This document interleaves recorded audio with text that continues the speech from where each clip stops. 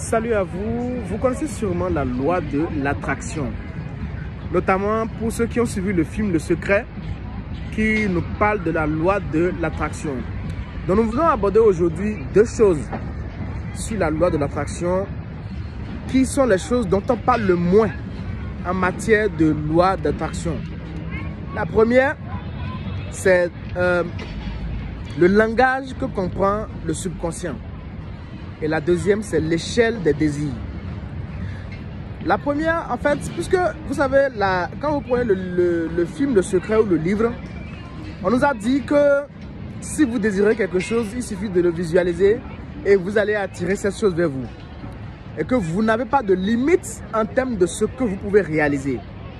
D'emblée, c'est vrai. Seulement qu'on a oublié d'ajouter un certain nombre de détails. Alors, nous allons aborder ça pas à pas dans les vidéos à suivre. Mais cette fois, nous allons aborder d'abord le langage du subconscient, qui est le premier point.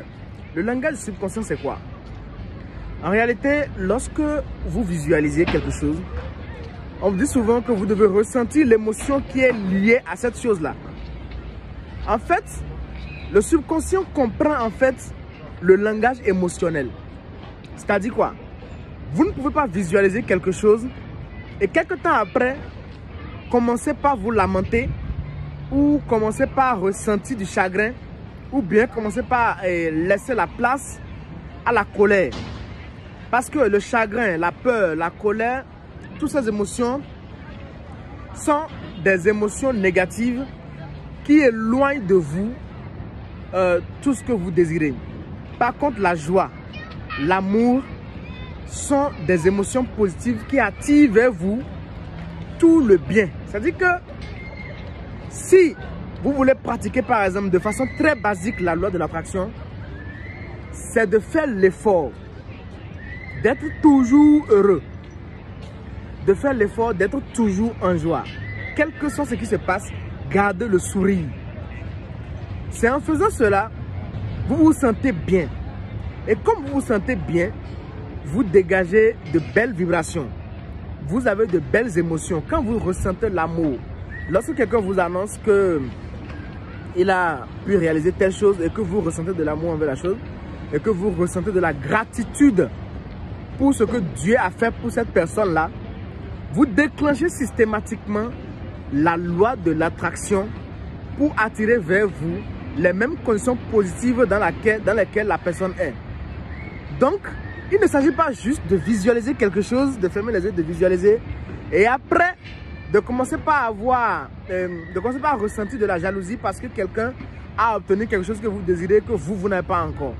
Si vous faites cela, si vous ressentez de la jalousie parce que quelqu'un a fait quelque chose, ou bien vous ressentez de la colère envers quelqu'un, vous ressentez de la peur de quelque chose et ainsi de suite, vous installez le logiciel qui éloigne de vous tout ce que vous désirez. Ensuite, nous allons parler de l'échelle des désirs. Pourquoi? Parce qu'on nous a dit en fait, oui, si tu visualises, tu vas obtenir. D'accord, oui, clair et net. Ok, mais je vais prendre un cas très simple pour pouvoir clarifier. Lorsque vous avez par exemple quelqu'un qui est à pied, qui n'a aucun moyen de déplacement, d'accord, et il suit le film Le Secret, et il se dit par exemple, je vais avoir un jet privé. Ok? C'est légitime. Il a le droit d'avoir ce désir-là. Seulement que il risque de tomber plus bas que là où il est. Parce que chaque fois qu'il va penser à l'avion, du jet privé, il va ressentir du chagrin en lui et se dire, mais moi je n'ai même pas de vélo. Donc, l'échelle des désirs, c'est quoi? Vous devez avoir le grand objectif. Avoir par exemple un avion. Je dis n'importe quoi. Maintenant, vous commencez par échelonner. À l'étape actuelle où je suis, de quoi ai-je besoin? Là, maintenant, tout de suite. Je prends le cas de quelqu'un qui n'a pas un travail, qui n'a pas une source de revenus. Voilà, c'est mieux. Qui n'a pas une source de revenus et qui désire avoir des revenus. Ok? La première des choses à faire, c'est quoi? c'est de faire le point de tous les besoins que la personne a à l'instant T. Le loyer, le manger, le déplacement, s'habiller. Il fait le point et il voit le total, combien ça donne chaque mois. Ensuite, il ajoute 20% de ce montant-là. Je suppose que tout ce dont il a besoin que j'ai cité, c'est 70 000. Ok? Il ajoute 20% de 70 000 à ces 70 000 là. D'accord? Ce qui va faire un truc de 14 000, je crois. Donc, il se fixe comme objectif de gagner 84 000 le mois. Donc, vous allez voir qu'une personne qui a déjà des besoins de 70 000, pour pouvoir être content et se sentir bien en pensant à 84 000 le mois, c'est plus raisonnable. Jusqu'à on est ensemble. Donc, lorsque tu atteins les 84 000 là, tu vas maintenant redéfinir un autre objectif en faisant plus 20% des 84 000 là, afin de pouvoir aller à un niveau plus supérieur. Et après, tu fais encore plus 20%, ce qui va t'amener progressivement à aller loin. Mais si tu pars de zéro et que tu veux commencer par gagner 2-3 millions le mois, tu vas ressentir une résistance en toi.